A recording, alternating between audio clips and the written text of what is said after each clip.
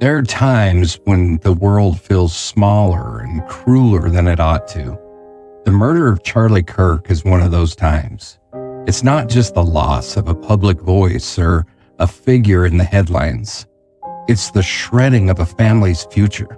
Behind every microphone and every argument, there was a husband and a father. Behind Charlie's public life was Erika, his wife and partner, and those two precious children, a 3-year-old daughter and a 1-year-old son.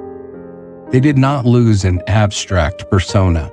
They did not lose the founder of Turning Point USA or a political ally of Donald Trump.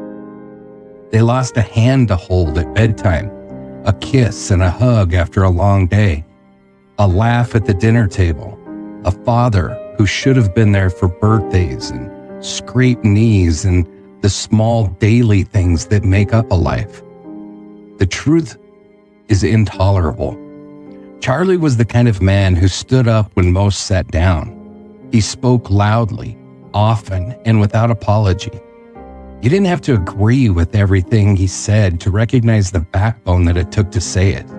Courage comes in many forms, and whether you admired him or found him infuriating, loved him or hated him, that willingness to stand in the ring and take punches is something that I respect.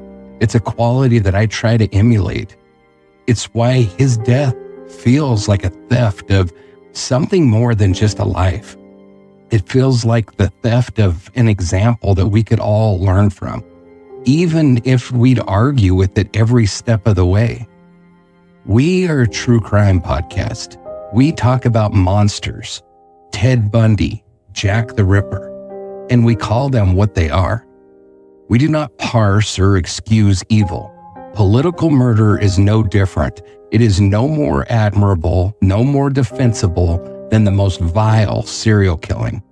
If you are the kind of person who cheers because someone that you dislike has been taken by violence, then this is not for you. Turn this podcast off. There is no place here for celebrating murder, no matter the politics involved. Our work is about truth, about justice, and about remembering victims as people, not as points scored. Podcasting is, by nature, a quest for listeners. We strive to make quality content that draws in people from all walks of life.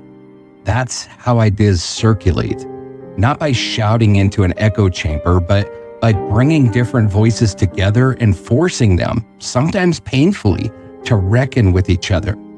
If we hope to attract listeners broadly, we must model what dignified disagreement looks like. We must show that dialogue, even abrasive, even heated, is preferable to bloodshed. Dialogue leads to better communities. Violence ends the possibility of any learning at all. We must also be blunt about the moral failure that underlies this act. The person who fired the shots, hiding in the darkness, taking the coward's route of striking from concealment and running away, chose the most vile, despicable, and cowardly option. There is a moral distinction between standing your ground in an argument and sneaking a bullet into somebody just to shut them up. Those who argue, who face the pain of a cross-idea conversation, deserve our respect far more than anyone who would settle disagreement with a gun. Even though I may not personally agree with many of them, to those who stood up to Charlie, who argued with him, who fought with words instead of bullets, you did the hard thing. You kept the conversation alive. For that, you deserve acknowledgement too, and not scorn. This is not about politics. This is about humanity. Sometimes the people that we disagree with most are the ones who show us our mistakes. Sometimes they force us to check our assumptions and refine our thinking. That is how progress is made. Painfully, imperfectly, through the friction of opposing views.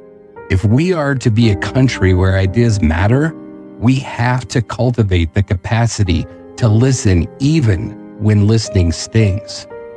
So tonight, we remember a life cut short, We remember a husband to Erika, who now carries an impossible burden.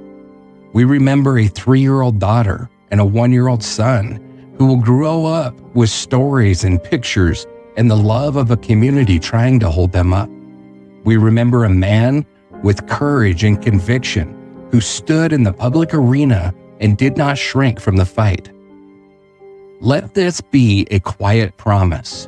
We will honor Charlie by refusing to let violence win the argument. We will honor him by choosing dialogue, by insisting on the dignity of debate, and by protecting the right of others to stand and speak. We will honor him by calling murder what it is: monstrous, cowardly, and utterly unacceptable.